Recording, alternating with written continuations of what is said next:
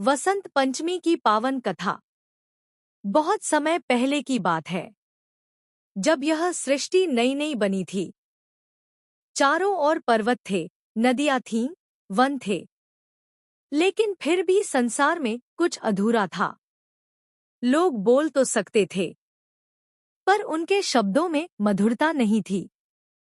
वे देखते तो थे, पर सुंदरता को समझ नहीं पाते थे। ज्ञान था, पर प्रकाश नहीं था। स्वर थे, पर संगीत नहीं था। भावनाएं थी, पर अभिव्यक्ति नहीं थी। तब सृष्टि के रचयिता भगवान ब्रह्मा जी ने यह सब देखा। उनका हृदय करुणा से भर उठा। उन्होंने सोचा, जब तक संसार में विद्या, वाणी और कला नहीं होंगी, तब तक जीवन अधूरा ही रहेगा। तब ब्रह्मा जी ने गहन तप किया और अपने कमंडल से पवित्र जल छिड़का। उसी क्षण एक दिव्य प्रकाश प्रकट हुआ। उस प्रकाश से प्रकट हुई मां सरस्वती। श्वेत वस्त्र धारण किए, वीणा हाथों में लिए, मुख पर दिव्य मुस्कान लिए। उनके चरण पड़ते ही धरती पर ज्ञान की धारा बहने लगी। जहां मौन था, वहां वाणी आई। जहां अज्ञान था, वहां प्रकाश फैला। जहां अव्यवस्था थी, वहां संगीत जन्मा। मां सरस्वती ने वीणा के तार छेड़े और पूरा ब्रह्मांड मधुर स्वर से गूंज उठा। पक्षी गाने लगे, नदियां कलकल करने लगी, मनुष्य सोचने और सीखने लगा। यही दिन था, माघ मास की शुक्ल पंचमी। यही दिन आगे चलकर कहलाया वसंत पंचमी।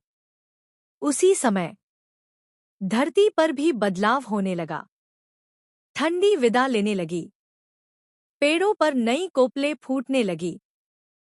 पीले सरसों के फूल खिल उठे। हर ओर बसंत का आगमन हुआ।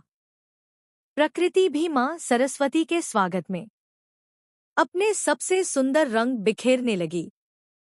तभी से इस दिन को ज्ञान, विद्या और कला के पर्व के रूप में मनाया जाने लगा। छात्र अपनी पुस्तकों की पूजा करने लगे। कलाकार अपने वाद्य यंत्र अर्पित करने लगे। गुरु और शिष्य ज्ञान का आदान प्रदान करने लगे। लोग पीले वस्त्र पहनते, मीठे व्यंजन बनाते और मां सरस्वती से प्रार्थना करते, हे मां, हमें अज्ञान से ज्ञान की ओर ले चलो, अंधकार से प्रकाश की ओर ले चलो। आज भी जब वसंत पंचमी आती है, तो यह हमें याद दिलाती है कि सच्चा सौंदर्य ज्ञान में है, सच्ची शक्ति विद्या में है और सच्चा सुख सीखने में है। वसंत पंचमी केवल एक त्योहार नहीं, यह जीवन में नई शुरुआत, नई सोच और नई रोशनी का प्रतीक है। इसीलिए हम सब मिलकर कहते हैं, जय मां सरस्वती। ज्ञान, बुद्धि और विवेक की देवी को नमन।